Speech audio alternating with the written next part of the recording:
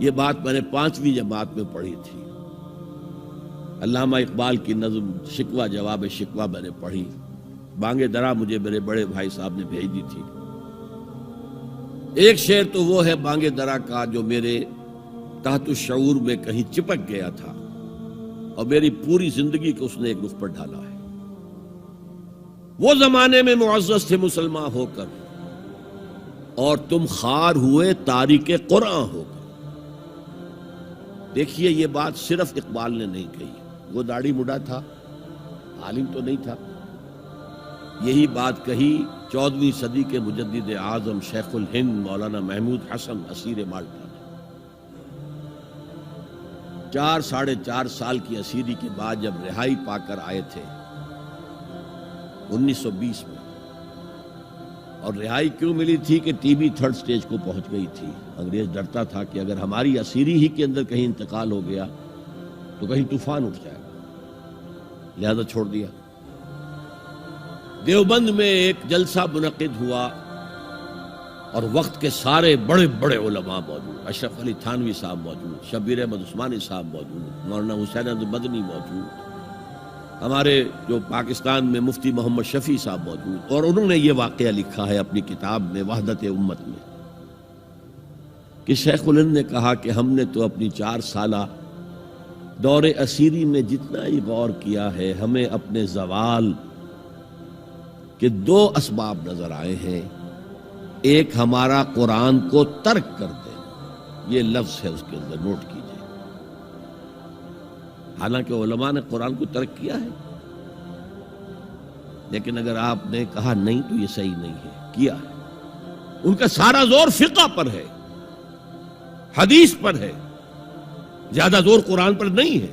صحیح بات ہے. کہنے والا کون ہے؟ شیخ الہند. ایک ہمارا قرآن کو ترک کر دینا اور دوسرا آپس کے اختلافات. اور مفتی شفیع صاحب نے اس کے اوپر پھر یہ گرہ لگائی کہ حضرت شیخ نے جو 2 باتیں کہی تھی حقیقت میں ایک ہی ہے. ہمارے اختلافات بھی اسی لیے کہ ہم نے قرآن کو ترک کر دیا. تو یہ ہے ایک شعر جو میرے ذہن میں چپک گیا تھا. پھر قرآن سے اللہ نے جو ایک مناسبت دی ذہنی قلبی, اللہ کا شکر ہے, اللہ کا فضل ہے. دوسرا شعر وہ ہے کہ وقت فرصت ہے کہاں, کام ابھی باقی ہے, نور توحید کا اتمام ابھی باقی ہے. پورے کرہ ارضی جب تک کہ توحید سے جلوگر نہ ہو جائے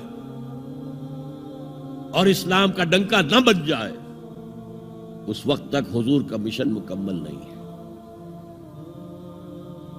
حضور حوالے کر کے گئے تھے امت کے.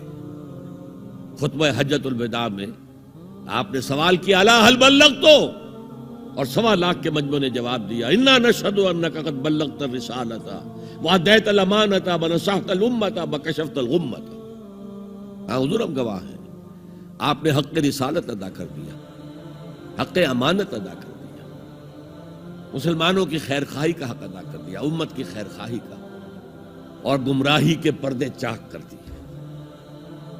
3 دفعہ حضور نے سوال کیا, 3 دفعہ جواب دے کر پھر آسمان کی طرف نگاہ اٹھائی اور انگشت شہادت سے اشارہ کیا اور پھر لوگوں کی طرف اللہم اشہد اللہم اشہد اللہم اشہد, اے اللہ تو بھی گواہ رہے, یہ مان رہے ہیں کہ میں نے پہنچا دیا. اسے میں کہا کرتا ہوں سائی آف ریلیف. کندھوں پر ایک بہت بڑا بھاری بوجھ آ گیا تھا, بہت بڑی امانت تھی قرآن. اس کے پہنچانے پر کیا کیا تکلیفیں اٹھائی ہیں.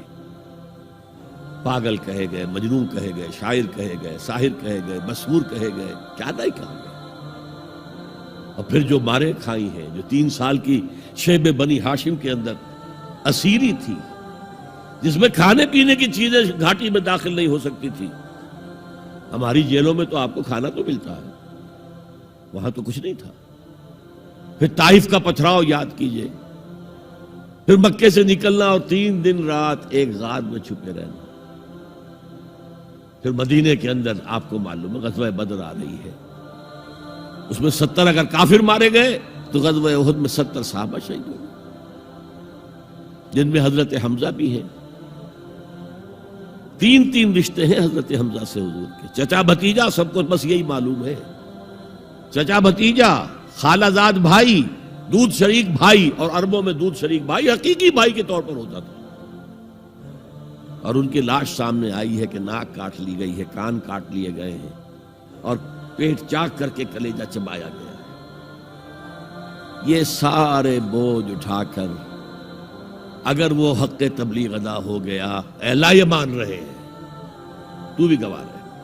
اور پھر کیا کہا؟ فَلْيُبَلِّغِ الشَّاهِدُ الْغَائِبَ. اب جو یہاں موجود ہیں ان کا فرض ہے کہ ان کو پہنچائیں جو یہاں نہیں ہیں. اور یہ ابد الآباد تک کے لیے، قیامت تک کے لیے ہے. انا آخر المرسلین وانتم آخر الامم. میں آخری رسول ہوں، تم آخری امت ہو. دین کی بات پھیلانا صدقہ جاریہ ہے. ثواب کی نیت سے ویڈیو کو شیئر ضرور کیجیے. جزاک اللہ.